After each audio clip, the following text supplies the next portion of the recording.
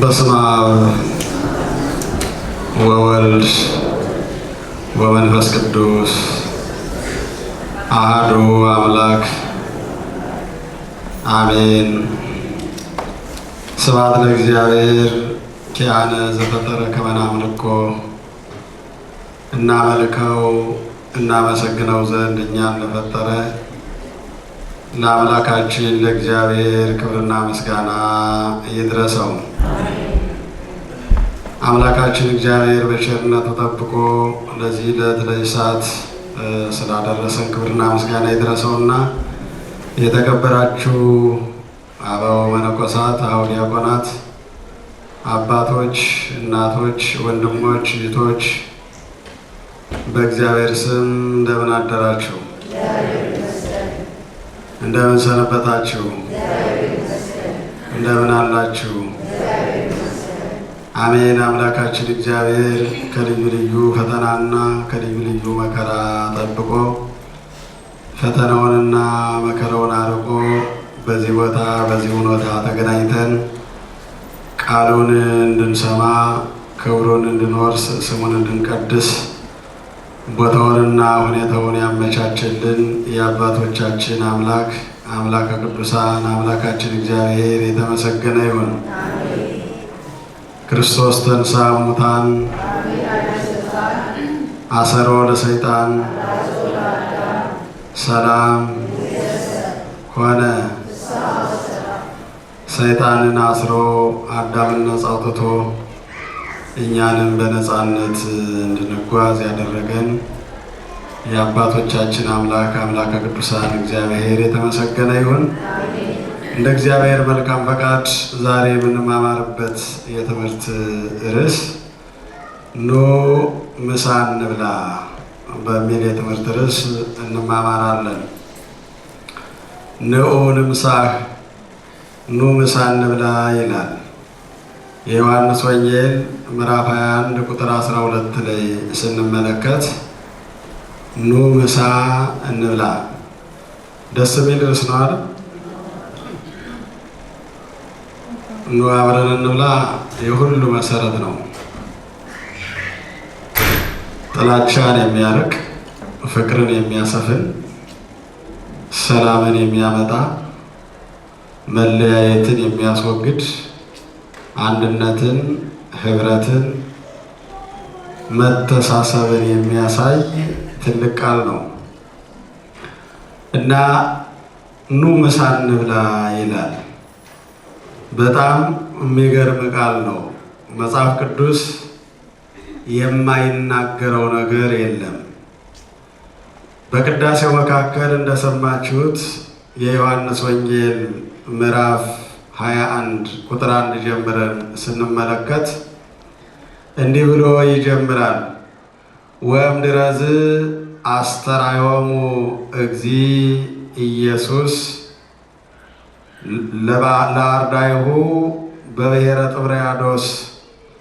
ከዚህ በኋላ እንደገና ጌታችን ኢየሱስ ክርስቶስ ለደቀ መዛሙርቱ በጥብርያዶስ ባሕር ታያቸው፣ ተገለጠላቸው። ወከመዝ አስተርአዮሙ እንዲህ ታያቸው፣ እንዲህም ተገለጸላቸው። ዋለው ስሞን ጴጥሮስ፣ ስሞን የተባለው ጴጥሮስ፣ ወቶማስ ዘይብልዎ ዲዲሞስ፣ ዲዲሞስ የተባለ ቶማስ፣ ወናትናኤል ዘቃና ዘገሊላ፣ በገሊላ ያደገው ናትናኤል፣ ወደቂቀ ዘብዴዎስ የዘብዴዎስ ልጆች ሁለቱ ያዕቆብና ዮሐንስ፣ ወካልባንኒ ክልኤቱ ውስተ አርዳኢሁ ከደቀ መዛሙርቱ ወይም ደግሞ ከሰባ አርድእት ሁለቱ ሉቃስና ኒቆዲሞስ በአንድ ላይ እያሉ ጌታችን ኢየሱስ ክርስቶስ ተገለጸላቸው ነው የሚለውና እነዚህ ሁሉ በአንድ ላይ እያሉ ወይቤሎሙ ስምዖን ጴጥሮስ አንሰ አሐውር ከመ አስግር ዓሣ፣ ስምዖን ጴጥሮስ እኔ ዓሣ ላሰግር እሄዳለሁ አላቸው ይላል። ወይቤልዎ እሙንቱ አርዳ ንነኒ ንመጽእ ምስሌከ እነዚያም ደቀ መዛሙርት እኛም ካንተ ጋራ እንሄዳለን፣ ካንተ ጋራ እንመጣለን። ወሆሩ ወአርጎ አመረ ወአልቦ ዘአስገሩ በኢቲ ሌሊት። እነሱም ሄደው በመርከብ ተጭነው ወደ ባሕሩ ሄዱ። በዚያች ሌሊት ያሰገሩት ዓሣ ወይም የያዙት ዓሣ የለም። ወጸቢሖ ይቀውም እግዚእ ኢየሱስ መንገላዕቀ ባሕር። በነጋ ጊዜ ሲነጋ ጌታችን ኢየሱስ ክርስቶስ በባሕሩ አጠገብ ቆሞ ነበረ። ወአርዳኢሁሰ ኢያእመርዎ ከመ እግዚእ ኢየሱስ ውእቱ። ደቀ መዛሙርቱ ግን ጌታችን ኢየሱስ ክርስቶስ እንደሆነ አላወቁትም ነበር። ወይቤሎሙ ደቂቅየ ቦኑ ብክሙ ዘንበል። ልጆች በውኑ የምንበለው ምግብ አለን ብሎ ጠየቃቸው። ወይቤልዎ አልቦ የለም አሉት። አውርዱ መሳግሪክሙ ውስተ ይምነ ሐመር ወትረክቡ። መረባችሁን በመርከቡ በቀኝ በኩል ጣሉት ታገኛላችሁ አላቸው። ወይቤሎሙ ሰረይነ ኩላ ሌሊተ ወአልቦ ዘረከብነ። ሌሊቱን ሁሉ ደከምን፣ ነገር ግን የያዝነው ነገር የለም አሉት። ወበቃልከሰ ናወርድ። ስለ ቃል ግን ስላዘዝከን መረባችን እንጥላለን።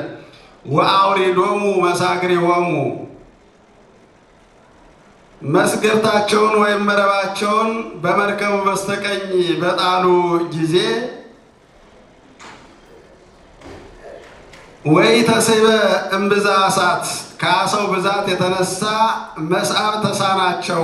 ወስኑ ስዒበ እምብዛ እሳት። ከዓሣው ብዛት የተነሳ መሳቡ ተሳናቸው ይላል። ያን ጊዜ ወርእዮ ዝኩ ካልእ እረድ ዘያፈቅሮ እግዚእ ኢየሱስ። ጌታችን ኢየሱስ ክርስቶስ የሚወደው ዮሐንስ ጌታችን ኢየሱስ ክርስቶስ እንደሆነ አወቀ። ወይቤሎ ለጴጥሮስ እግዚእነ ውእቱ። ጌታችን እኮ ነው አለው። ወሖረ ጴጥሮስ ወተአጽፈ ሰንዱነ። ጴጥሮስ ራቁቱን ነበርና ሄዶ ልብሱን ለብሶ ወተወረ ውስተ ባሕር፣ ወደ ባሕር ዘሎ ገባ። ሌሎቹ ደቀ መዛሙርት ግን ከመርከቡ ስላራቁ መርከቡን እየጎተቱ መረቡን እየሳቡ ወደ መርከቡ አስገቡ። የተያዘው ዓሣ ደግሞ በአንድ ጊዜ 153 ዓሣ ነበረ። ከዚያ በኋላ ወወሪዶሙ ምድረ እረከቡ እሳተ ብቁፀ ወዓሣ ጥቡሰ። ከምድር በወረዱ ጊዜ የተጠበሰ ዓሣ የመረተ ፍምና የማር ወለላ አገኙ። ወይቤሎሙ እግዚእ ኢየሱስ አምጽኡ ማሣ ዘአስክሙ። ዛሬ ከያዛችሁት ዓሣ አምጡ አላቸው። ቅዱስ ጴጥሮስ ከዓሣው አመጣ። ወይቤሎሙ ኑ ንምሳ፣ ኑ ምሳ እንብላ አላቸው ይላል። ይህ ዛሬ የተነበበው ወንጌል ነው። በውስጡ ብዙ ነገር አለው። እንደምታውቁት አምላካችን መድኃኒታችን ኢየሱስ ክርስቶስ ወደዚህ ዓለም መጥቶ ሐዋርያትን ከመጥራቱ ከመሰብሰቡ በፊት የሐዋርያት ስራቸው የአብዛኛዎቹ ዓሣ ማጥመድ፣ ዓሣ ማስገር ነበረ። ዓሣ ማጥመድ ምናልባት በዚህ ሀገር በዘመናዊ መንገድ ስለሆነ የሚያጠምዱት የተሻለ ስራ ሊሆን ይችላል። እንደ ኢትዮጵያ ካያችሁት ግን እጅግ በጣም አድካሚ፣ አሰቃቂ፣ ተስፋ አስቆራጭ፣ ሰዎች ሲደክሙ ውለው አንድ ነገር ሳይዙ የሚመለሱበት ከባድ የሆነ የስራ ድርሻ ነው። የተናቀም የስራ ድርሻ ነው። አቅም የሌላቸው ሰዎች፣ ሌላ አማራጭ ያጡ ሰዎች የሚሰሩት ስራ ነው ዓሣ ማጥመድ። ሐዋርያት የተጠሩት ከተራ ስራ ነው። ዓሣ ከማጥመድ፣ ልብስ ከመስራት፣ ከግብርና፣ ከቀራጭነት፣ ከአናጺነት የተጠሩ ሰዎች ናቸውና ዓሣ ሲያጠምዱ የተጠሩ ስምዖን ጴጥሮስ፣ ዮሐንስና ያዕቆብ ነበሩ እና በሉቃስ ወንጌል ምዕራፍ 5 ቁጥር 6 ላይ መድኃኔዓለም ክርስቶስ በሚያስተምርበት ወቅት ስምዖን ጴጥሮስ ስራው አሳ ማጥመድ ስለነበረ ሁለት መርከብ ይዞ አሳ እያጠመደ መረቡን እያጠበ እያለ መድኃኔዓለም ክርስቶስ ወደዚያ ቀረበ። ከሁለቱ በአንዷ መርከብ ላይ ወጥቶ ማስተማር ጀመረ። ስምዖን ጴጥሮስ አሳ ያጠምድ ስለነበረ አሁንም ሲደክም አድሮ አሳ አልያዘም። መድኃኔዓለም ክርስቶስ ግን መረብህን በቀኝ በኩል ጣለው አለው። ብዙ አሳ ተያዘለት። ከዚያ የተነሳ ስምዖን ጴጥሮስ ፈርቶ ሰገደለት፣ እንዲህ አለው፣ አንተ ከኔ ራቅ፣ እኔ ኃጢአተኛ ነኝና ከአንተ ጋር መቀመጥ መቆም አልችልም አለ ይላል። አሳው ሲያዝለት አይቶ እሱ ሲደክም አድሮ ያልያዘውን መድኃኔዓለም ክርስቶስ ሲናገር ግን አሳው ሲያዝ አይቶ እኔ ኃጢአተኛ ነኝ ከአንተ ጋር መቆም አልችልምና ከእኔ ራቅልኝ አለው። ያን ጊዜ ነበር እንዲህ አለው፣ አሳ ማጥመዱን ትተህ ሰውን ታጠምዳለህ። ከዛሬ ጀምሮ ይህን አድካሚ ሥራ ትተወዋለህ፣ አትሰራውም። ይሄ ከባድ ሥራ ነው። ሌሊቱን ሙሉ ስትደክም አድረህ አልያዝክም። ሰውን ግን በወንጌል መረብነት ታጠምዳለህ። በአንተ ብዙ ሰዎች ወደ ሕይወት መረብ ይገባሉ። ከዛሬ ጀምሮ ሥራ ሰውን ማጥመድ፣ ሰውን ማስተማር፣ ሰውን ማዳን፣ ሰውን ወደ ሕይወት መንገድ መጥራት ነው ብሎ ሲነግረው መረቡንና መርከቡን ትቶ ኢየሱስ ክርስቶስን ተከተለው። ከዚያ ጊዜ ጀምሮ አሳ እንዳያጠምድ ቃል ገብቶ ነበረ። እዚህ ጀምረን ስናየው ነው እንግዲህ ትምህርቱ ሊገባን የሚችለው። ምን ብሎ ነበረ ጴጥሮስ? አሳ ላያጠምድ ሰውን ሊያስተምር ቃል ገብቶ ነበረ ማለት ነው። ምንድን ነው ስንገልጸው ጴጥሮስ ከተራ ስራ ወደ ክህነት ስራ፣ ወደ ቤተ ክርስቲያን አገልግሎት፣ ወደ ማዕረግ፣ ወደ ክብር፣ ወደ ቅስና፣ ወደ ክህነት አገልግሎት መጥቶ ነበረ። ስለዚህ ለብዙ ዘመናት ለረጅም ወራት ለተወሰነ ጊዜ በዚህ አገልግሎት ቆየ።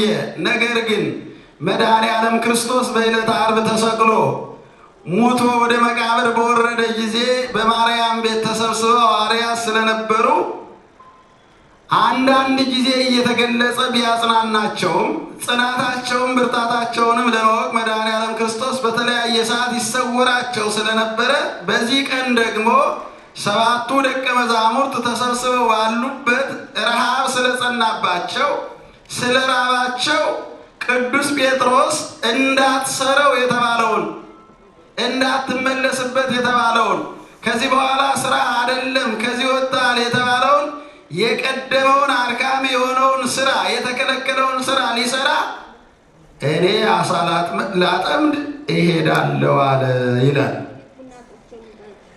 ወበከመ ካህን ከማሁ ሕዝብኒ ይላል መጽሐፍ። ሕዝቡ እንደ ካህኑ ነው። ካህኑ መልካም ከሆነ ሕዝቡ መልካም ይሆናል። ካህኑ መጥፎ ከሆነ ሕዝቡ መጥፎ ይሆናል። ካህኑ ትርምተኛ ከሆነ ሕዝቡ ትርምተኛ ይሆናል።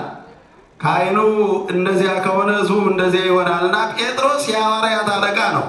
እኔ አሳ ላጠምድ እሄዳለሁ ሲላቸው እንዴ ለምን አላሉትም? እሱን እኮ ጌታችን ከልክሎናል፣ አታጥምዱ ብሎናል፣ ይሄ ስራቸው አይደለም ብሎናል አላሉትም። አይ እሱ ከሄደማ እኛም ልናጠምድ እንሄዳለን ብለው ተያይዘው ሄዱ ይላል። ግን እንዳያጠምዱ ምን ተብለው ነበረ? አይሰማም? እንዳያጠምዱ ወይም የአሳ ስራ እንዳይሰሩ ያን ስራ እንዳይሰሩ መድኃኔዓለም ክርስቶስ ከልክሏቸው ነበረ። ከዛሬ ጀምሮ የእናንተ ስራ ሰውን ማጥመድ ነው። ሰውን ማጥመድ ማለት ነው ማስተማር፣ መለወጥ፣ ወደ ሕይወት መንገድ ማምጣት ነው። በወንጌል መረብነት እየሰበሰባችሁ ወደ እግዚአብሔር መንግሥት ታስገባላችሁ። ይሄ ተራ ስራ ነው። ይህን ከዚህ በኋላ እንዳትሰሩት፣ እንዳታስቡት፣ መረቡንም መርከቡንም ከዚህ ትታችሁት ሂዱ ብሏቸው መረቡንም መርከቡንም ትተው መድኃኔዓለም ክርስቶስን ተከትለው ሄደው ነበረ። በኋላ ወደ ኋላ ለመመለስ ፈለጉ፣ ተመለሱ። አሳ ለማጥመድ ወደ ጥብርያዶስ ባሕር ሄዱ። የጥብርያዶስ ባሕር እጅግ በጣም ትልቅ ባሕር ነው። ብዙ የአሳ ምርትም ያለበት ቦታ ነው። ነገር ግን በዚያች ሌሊት አንድም አላጠመዱም። ከ12 ሰዓተ ሌሊት ከመጀመሪያው ሰዓተ ሌሊት ጀምሮ እስከ 12 ሰዓተ ሌሊት ያለ እረፍት ሲወጡ ሲገቡ ሲሯሯጡ መረባቸውን ሲጥሉ ሲስቡ 12ቱን ሰዓተ ሌሊት አንድም ስራ ሳይሰሩበት ያ ማለት ሳያተርፉበት እየሰሩ እየደከሙ ምንም ነገር ሳያተርፉበት ሰዓቱ አለቀ። አሁን ሐዋርያት ከዚያ በኋላ ተስፋ ቆርጠው ነበር ማለት ነው። ካነጋገራቸው ስንመለከተው በመጨረሻ ሲነጋ ነው የሚለው። ሲነጋ መድኃኔዓለም ክርስቶስ ከወንዙ አጠገብ ከወደቡ ላይ ቆሞ አዩት። ኢየሱስ ክርስቶስ እንደሆነ አላወቁትም። መረባ የሚበላ ነገር አላችሁ ወይ አላቸው። ምክንያቱም የሚበላ ፈልገው እንደመጡ አውቋል። እርባቸው እንደሆነ ተረድቷል። ያን ትልቁን ጸጋ በምግብ ምክንያት ትተውት እንደመጡ የምግብ ምክንያት ትልቁን ሀብት፣ ትልቁን አገልግሎት፣ ትልቁን ክህነት እንዳስተዋቸው አውቋልና የሚበላ ነገር አላችሁ አላቸው። የለንም። የሚበላ ነገር ለማግኘት መረባችሁን በመርከቡ በቀኝ በኩል ጣሉት ታገኛላችሁ አላቸው። እንዲህ አሉ። ስለ ቃልህ ስላዘዝከን ብቻ ጌታ ኢየሱስ ክርስቶስ እንደሆነ አላወቁትም።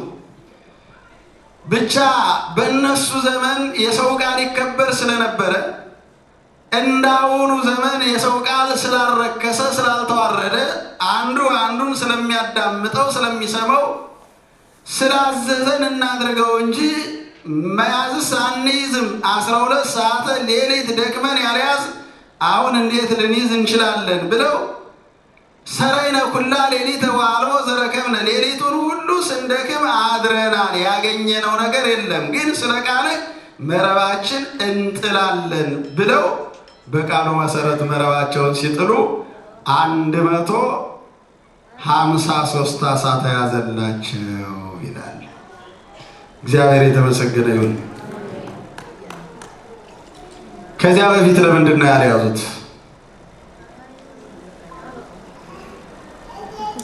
አይሰማም? ከዚያ በፊት 12 ሰዓተ ሌሊት ዓሣ ለማጥመድ መረባቸውን እየጣሉ ሲደክሙ አድረዋል። ግን እነሱ በተናገሩት መሰረት ሌሊቱን ሁሉ ደከምን፣ ግን አልያዝንም አሉ። ለምንድን ነው ያልያዙት? የጌታ ቃል ሕጉን አፍርሰው ትእዛዙን ጥሰው የገቡትን ቃል ክደው ትተው ስለሄዱ የእግዚአብሔርን ፈቃድ ስላልጠየቁ እንጀራ ቢርባቸው መጋቢያቸው ክርስቶስን መለመን ሲችሉ የራሳቸውን አማራጭ ስለወሰዱ ሰው በራሱ ፍላጎት በራሱ ምኞት ምንም መስራትና ማግኘት እንደማይችል መድኃኔዓለም ክርስቶስ ሊያስተምራቸው ነው። አንደኛ መጀመሪያ ይህን ስራ አንሰረውም ብለው መረባቸውንና መርከባቸውን ትተው ሕይወት፣ እውነት፣ መድኃኒት የሆነውን ምድራዊ ምግብም ሰማያዊ ምግብም የሚሰጠውን ክርስቶስን ተከትለው ከሄዱ በኋላ ያን ቃላቸውን ረስተው ክርስቶስንም ከዚህ በኋላ ሙቷል ብለው ረስተውት ዓላማቸውን ትተው እንደገና ወደ ዓለም ስራ ተመልሰው ያን ስራ ሊሰሩ ስለሄዱ ያለ እግዚአብሔር ፈቃድ ደግሞ የሚሰራ ምንም ስራ ስለሌለ ሌሊቱን በሙሉ ሲደክማት ነው ሳይዙ ቀሩ ይላል። አሁን እዚህ ላይ የምናየው እኛስ ስንት የደከምንባቸው ያላተረፍንባቸው የከሰርንባቸው ጊዜዎች፣ ስራዎች፣ አመለካከቶች፣ አስተሳሰቦች አሉ ብለን ራሳችን ብንፈትሽና ብናይ ይህን የዛሬውን ቀን ሕይወታችን ያስተምረናል፣ ያሳየናል። ሐዋርያት አታድርጉ የተባሉትን ስላደረጉ ማግኘት ያለባቸውን ሳያገኙ ቀሩ። እኛም አታድርጉ የተባለውን ስላደረግን ማግኘት ያለብንን ሳናገኝ ዘመናችን በከንቱ ድካም ሆኖብን ለብዙ ዘመናትና ለረጅም ወራት እየተቸገርን የምንኖር እየፈለግን ያላገኘን፣ እየሰራን ያልከበር፣ ፍላጎታችን ሳይሟላ ሁልጊዜ ኑሯችን ቁልቁለት ሆኖብን የምንቸገርና የምንጨነቅ እየሰራን ለምንድን ነው ፍላጎታችን ያልተሟለው? ቤት ያልሰራ ነው፣ ከችግር ያልወጣ ነው፣ ችግራችን ያልተወገደው እንሰራለን፣ ግን የሰራነው ሀብት፣ ንብረት፣ ገንዘብ የት እንደሚደርስና ወዴት እንደሚሄድ አናውቅም እያል የምንቸገር የምንጨነቅ ብዙዎች ነን። እግዚአብሔርን አስፈቅደን ስለማንሰራ ደክመን ድካማችን በዜሮ የተባዛበት ብዙ ዘመን አለ፣ ብዙ ጊዜ አለ። ሐዋርያት እሱ ነበረ የገጠማቸው። ግን መድኃኔዓለም ክርስቶስ በዚህ ሁኔታ እንኳን እያሉ አልተዋቸውም። የሚገርመው ነገር የፍቅር ጥያቄ አቀረበላቸው። ኑ ምሳ እንብላ። እሱን እኮ ረስተውታል። ቃሉን አላከበሩም። ተደብቀው ሂደዋል፣ ተሰውረው ሂደዋል። የራሳቸውን ፍላጎት፣ የራሳቸውን ምኞት፣ የራሳቸውን ሀሳብ አስተናግደዋል። ነገር ግን መድኃኔዓለም ፍቅር ስለሆነ እነሱ ቢሄዱ እንኳ ደካሞች ስለሆኑ ድካማቸውን ስለማውቅ፣ ልጆች ስለሆኑ ልጅነታቸውን ስለማውቅ፣ ሃይማኖታቸው ገና ስላልጸና ባሮየው ሰውነት እየተንቀሳቀሱ ስለሆነ አዲሱን ሕይወት ገና ስላላገኙት የሚያጸናቸው የሚያበረታቸው የእግዚአብሔርን መንፈስ ገና ስላለበሱ የሚወርቅና የሚነሳ ሰውነት ስላላቸው አልፈርድባቸውም። እነዚህን መተው፣ መርሳት፣ ማባረር፣ መቆጣት፣ ማጥፋት ነው። ይልቁንም በፍቅር ስቦ ነገ ታላቁን ዓላማ እንዲሸከሙ ማድረግ ነው ብሎ ምንም ያላጠፉ አስመስሎ፣ ምንም ያልበደሉ አስመስሎ፣ ምንም ችግር እንዳልሰሩ ሲሰራ እንዳደረ ሲሰራ እንደዋለ በፈቃዱ እንደኖረ የንጉሱን ፈቃድ እንደፈጸመ እንደ ታማኝ አገልጋይ ኑ ምሳ እንብላ አላቸው። እና ምሳ እንብላ የሚባል የሰራ ሰው ነው አይደል? በእኛ አባባል ካልሰራ የት ውሎ ነው? ያልሰራ እንዴት ሊበላ ይችላል? ማን የሰራውን ይበላል? እንደዚያ ነው የምንለው አይደል? ለዚያም ደግሞ ከቃላችን ወጥቶ ከኛ ተሰውሮ ሌላ ስራ ሲሰራ ውሎ እኛ አውቀንበት ደርሰንበት አቅም አግኝተን የፍቅር ማዕድ እንጋብዘዋለን። በታምር እየበላ ካገኘነው እንቀማዋለን። ተስፋ እንዲቆርጥ እናደርገዋለን። መድኃኔዓለም ክርስቶስ ግን ቸር መሆኑን ከዚህ ላይ ተመልከቱት። ትተው እኮ ሂደዋል። ስራቸውን ረስተው ትተው ሂደዋል። ግን እሱ የፍቅር ጥያቄ ያቀረበላቸው ኑ ምሳ እንብላ። ለማታለል አይደለም። በመካከላቸው ያዘጋጀው ማዕድ ነበረ። ከምድር በወረዱ ጊዜ የተጠበሰ አሳ፣ የተሰራ ማዕድ፣ የማር ወለላ አገኙ። እንደ ራባቸው ስለሚያውቅ ምግብ የማያስፈልገው ከትንሣኤ በኋላ የማይመገበው ክርስቶስ ይብሉ ይጠጡ ይለፍላቸው ብሎ ከዚህ በኋላም የምመግባቸው የማኖራቸው እኔ እንደሆንኩ ይወቁ ብሎ በመካከላቸው ማዕድ ሰርቶ ማዕዱን ባርኮ ብሉ ብሎ አበላቸው፣ መገባቸው። አሳ በሉ፣ ህብስቱን በሉ፣ የማር ወለላውንም በሉ፣ ደስ አላቸው ይላል። ይህን ያደረገ መድኃኔዓለም ክርስቶስ የተመሰገነ ይሁን። አሁን እዚህ ብዙ ነገሮችን እንማራለን። አንደኛ እኛ በእግዚአብሔር ፈቃድ ብንኖር አምላካችን እግዚአብሔር የምንፈልገውን ነገር ሁሉ እንደሚያሟላልን፣ ያለ እግዚአብሔር ፈቃድ የሄድንበት ዘመን የባከነ ዘመን እንደሆነ፣ ያላተረፍንበት ዘመን፣ የከሰርንበት ዘመን፣ እየደከምን ለመመገብ እንኳ ያቃተን ዘመን እንደሆነ ያሳየናል ማለት ነው። ዛሬ የሀገራችን የኢትዮጵያን ሕዝብ ያያቸው እንደሆነ ይህንን የመጽሐፍ ቅዱስ ታሪክ ያሳያል። ሌሊቱን ሙሉ ስንደክም አድረን ምንም አላገኘንም ነው ያሉት አይደል? ዛሬ የኛ ዘመዶች እየሰራን እየራበን ነው፣ እየጠማን ነው፣ መኖር አልቻልንም። እየሰራን ግን መብላት አልቻልንም እያሉ እየጮሁ ነው ማለት ነው። ሰው እየሰራ ለምን ይራባል? ሰው እየሰራ ለምን ይጠማል? ሰው እየሰራ ለምን ይቸገራል? የሚሰራ ሰው እንዴት ተራበ ተጠማ የሚለውን በደንብ ማየት ያስፈልጋል። እየሰራ የሚራብ ከሆነ አንድ ሰው የእግዚአብሔር ጸጋ ተለይቶታል ማለት ነው። ያች ሀገር የእግዚአብሔር በረከት ርቋታል ማለት ነው። ሰራተኞቿ ከተራቡ፣ ሰራተኞቿ ከተጠሙ፣ ሰራተኞቿ መኖር አልቻልንም ብለው በአደባባይ ከወጡ የማይሰሩ ሰዎች እንዴት እየሆኑ ነው? ከዚያ ደረጃ ያልደረሱ እውቀት የሌላቸው ያድል የሌላቸው ሰዎች እንዴት እየኖሩ ነው ብለን ብናይ ሀገሪቱ ረድኤተ እግዚአብሔር እንደተለያት ያሳያል። ስለዚህ ልንጸልይላት ያስፈልጋል። እጅግ በጣም ከባድ ስለሆነ ሐዋርያትን የገጠማቸው እሱ ነው። ሌሊቱን ሙሉ ሲደክሙ አድረው ምንም ሳያገኙ ቀሩ አለ። ብዙዎቻችን ከእግዚአብሔር ፈቃድ በሄድንበት መንገድ ከስረናል፣ ብዙ አላገኘንም። ብዙ ሰዎች ትዳር ከያዙ በኋላ ይሄ የያዝነው ትዳር ልክ አይደለም፣ ወይ ሚስት ባሏን ንቃ ወይ ባል ሚስቱን ንቆ ሌላ የተሻለ ነገር አገኛለሁ ብሎ የሄደች ሁሉ የተሻለውን ሳታገኝ ዘመኑን በከንቱ ያከሰረ ያሳለፈ ብዙ ሰው አለ። ስለዚህ የእግዚአብሔርን ፈቃድ እንጠይቅ፣ እንደ እግዚአብሔር ፈቃድ እንኖር። እንደ እግዚአብሔር ፈቃድ ስንኖር እግዚአብሔር ፍላጎታችን በሙሉ ያሟላል። አይደለም እንደ እግዚአብሔር ፈቃድ እየኖርን እንደ እግዚአብሔር ፈቃድ እንኳ ሳንኖር እግዚአብሔር እየመገበን ነው።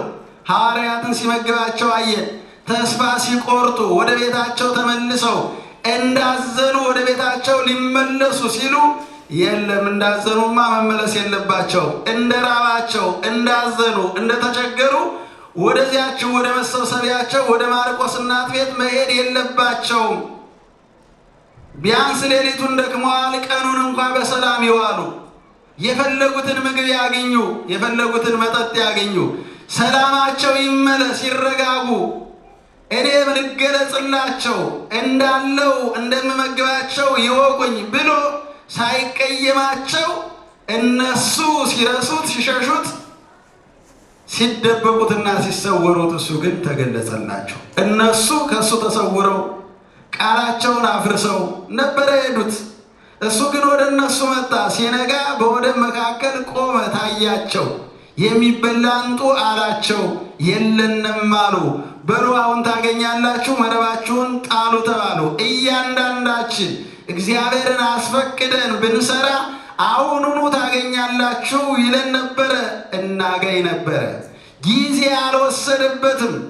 ሌላ ሰው ቢጠየቅ ጊዜ እፈልጋለሁ ይላል። ልፈልግልህ፣ እስኪ ቆይ ምናልባት የሚገኝ ከሆነ አፈላልግልሃለሁ ብሎ ምክንያት ሰጥቶ ይጠፋል። መድኃኔዓለም ክርስቶስ ግን ጊዜ አልወሰደበትም። በሉ ነገ ታገኛላችሁ አላላቸው። ዛሬ አልተሳካላችሁ ሌላ ቀን መጣችሁ ሞክሩ አላላቸው።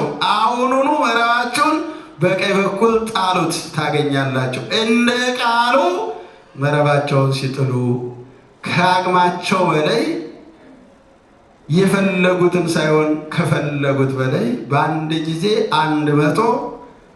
153 አሳ በአንድ መረብ ተያዘ ይላል። አይገርማችሁም? በአንድ መረብ 153 አሳ። እግዚአብሔር ሲፈቅድ በአንድ ጊዜ ለብዙ ዘመናት የቆየው ችግራችን፣ ለዓመታት የቆየው ችግራችን፣ መከራችን ሁሉ ይወገዳል። ግን ያ እንዲወገድ እግዚአብሔርን ማስፈቀድ ያስፈልጋል። ያ እንዲወገድ እግዚአብሔርን መጠየቅ ያስፈልጋል። ያ እንዲወገድ ከእግዚአብሔር ጋር መኖር ያስፈልጋል። እግዚአብሔር እኛ ብንተወው እንኳ የማይተውን ደግ አምላክ ነው። እንደማይተውን አይተነዋል። ግን እኛ እየተውነው እንዲህ ፍቅሩን ካሳየን ሳንተወው እየቀረብነው በልጅነት ፍቅር ብንኖር ከዚያ በላይ እግዚአብሔር ያከብረናል። አሁን ሁላችንም የሚመግበን በልጅነት ፍቅር ሳይሆን መጋቢና ቸር ስለሆነ ነው። እንደዚያ ነው አይደል? በልጅነት ፍቅር እየኖርን አይደለም። ብዙዎቻችን ቤተክርስቲያን የምንመጣው ከሚደረግልን ተነስተን ነው። እግዚአብሔርን የምንወደው ከተደረገልን ምድራዊ ስጦታ፣ ድርጊት ታመን ከሆነ ስንፈወስ፣ አተን ከሆነ ስናገኝ፣ ጠላት ተነስቶብን ከሆነ ያ ጠላታችን አደብ ሲገዛ፣ መከራ ላይ ወድቀን ከሆነ መከራችን ሲወገድ ያን ጊዜ ነው እግዚአብሔርን የምንወደው እንጂ እግዚአብሔር ነው ብለን ፍቅር አንሰጠውም። ያን ጊዜ ነው ወደ ቤተ ክርስቲያን የምንመጣው እንጂ ከዚያ በፊት በራሳችን የምንኖር እየመሰለን ቤተ ክርስቲያን መምጣት አንፈልግም። ብዙዎቻችን ወደ ቤተ ክርስቲያን የምንመጣው ስለ ቤተ ክርስቲያን ለማወቅ የምንፈልገው መጽሐፍ ቅዱስ የምናነበው የራሳችን ኃይል ሞክረን አልሳካ ሲል ደካማ መሆናችን ስናውቅ ወደ እግዚአብሔር እንመጣለን። መምጣታችን ጥሩ ነው፣ ግን ከዚያ በፊት እግዚአብሔር መሆኑን አውቀን ለምን እንደተሰራን በመጀመሪያው ፍቅር አንመጣም ነው። መድኃኔዓለም ክርስቶስ ቸር ነው። ኑ ምሳ እንብላ አላቸው። እኛንም ዛሬ ኑ ምሳ እንብላ እያለ ነው።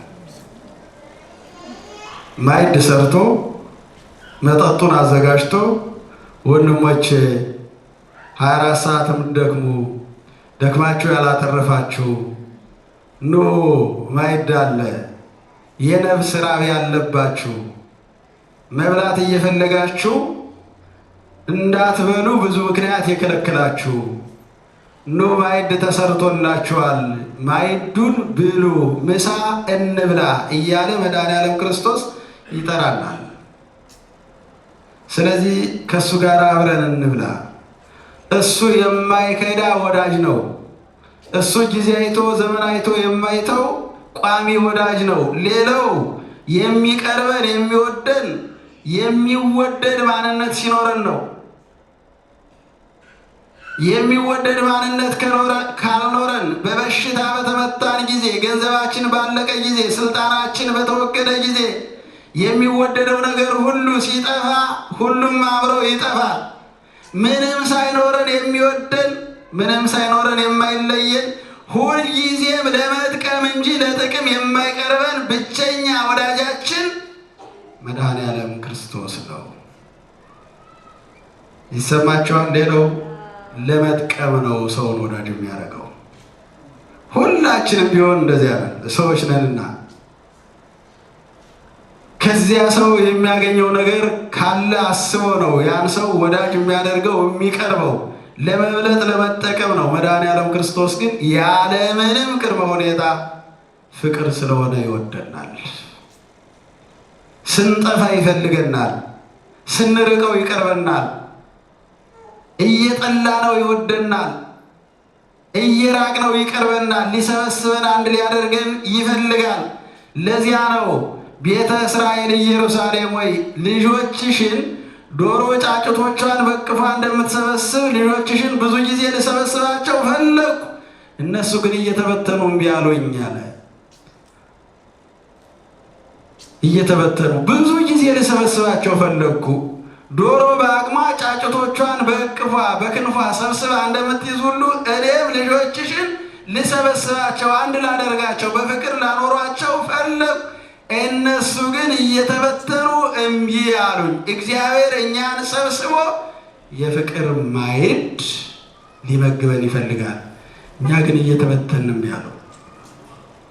ምክንያት እየፈጠርን በተለያየ ምክንያት አንዱን የእግዚአብሔር ማዕድ በፍቅር እንዳንበላ በጠብ ተለያይተን፣ በቂም ተለያይተን፣ በሁኔታ በቦታ ተለያይተን እግዚአብሔር ሊሰበስበን ሁልጊዜ እየጠራን እኛ ደግሞ እየተበተንበት፣ እግዚአብሔር እየቀረበን እኛ እየራቅነው፣ እግዚአብሔር የፍቅር ማዕድ እያዘጋጀ እኛ ከዚያ ፍቅር ማዕድ ተለይተን በነፍስ እየተራብን እየተጠማን ማዕዱን እያየን ሌሎቹ ከሕይወት ውሃ ምንጭ እየጠጡ ሲመለሱ፣ ከሕይወት ማዕድ እየተመገቡ ሲመለሱ እየተራብን እየተጠማን የምንመለሱ ብዙዎች ነን። አሁንም መድኃኔዓለም ክርስቶስ ግን ምን ይላል? ኑ ምሳ እንብላ። እስኪ አንድ ጊዜ በጋራ እንበለው። አይሰማም? የተኛም ሰው አለ። ምሳ እየተበላ ይተኛል። እሺ እንብላ ወይስ አንብላ? መብላት ይኖርብናል። የንጉሥ ግብዣ ነው። ደግሞም የማይለወጥ ምግብ፣ ዘላለማዊ ምግብ፣ ከንጉሱ ጋር የሚያኖር ምግብ፣ ሰው የማይመረጥበት ምግብ፣ ሀብታምና ድሃ የማይለይበት ምግብ፣ ለሁሉም የተዘጋጀ ምግብ፣ ሁሉም ቢበለው የማያልቅ ምግብ። ለዚህ ምግብ ነው መጣር ያለብን ወገኖች። ይሄኛውማ እኮ ተሰጥቶናል፣ ማንም አይወስድብንም። እኛው በራሳችን እያራቅነው፣ እኛው በራሳችን መጠቀም አቅቶን ተቸገርን፣ ተራብን እንጂ እኛ ከመፈጠራችን በፊት መድኃኔዓለም ክርስቶስ የምንበለውን የምንጠጣውን የምንኖርበትን ዓለም አዘጋጅቶ በተመቻቸ በተደላደለ ቦታ ነው ያሰማራን። ያንን በአግባቡ በፍቅር በፍትሃዊነት መጠቀም አቅቶን ተቸገርን እንጂ ይሄ ተዘጋጅቷል። ይሄኛው ምግብ ግን ዋጋ ተከፍሎበታል። ሁለተኛውን ምግብ ለማግኘት መድኃኔዓለም ክርስቶስ ሕይወቱን ሰጥቶበታል። ዋጋ ተከፍሎበታል። ብዙ ነቢያት ይህን ምግብ ለመብላት 5500 ዘመን ናፍቀው ተመኝተውት ሳይበሉት ሳይጠጡት ሞት ወስዷቸዋል። እኛ ደግሞ ኑ አብረን እንብላ እያለ መድኃኔዓለም ክርስቶስ ግብዣውን ንቀን ብዙ ዘመናት እየተቀጠቅነው ወጥተናል። እየረገጥን የእግዚአብሔርን ምግብ የጎሪጥ እያየ ነው እሱ እየቀረበን እኛ እየራቅነው ለብዙ ዘመናት ለረጅም ወራት ዘመናችን አሳልፈናል። ግን ደግሞ ይሄ ምግብ የማይገኝበት ጊዜ ይመጣል። ይሰማል። የማይገኝበት ጊዜ ይመጣል። ለምሳሌ ከሞት በኋላ አይገኝም። ወደ ቤተ ክርስቲያን መምጣት አይቻልም። አሁን የናቅናቸውን ካህናትን ማግኘት አንችልም። አሁን የተውነውን ያን የሕይወት እንጀራ፣ አሁን የተውነውን ያን የሕይወት መጠጥ ማግኘት አንችልም።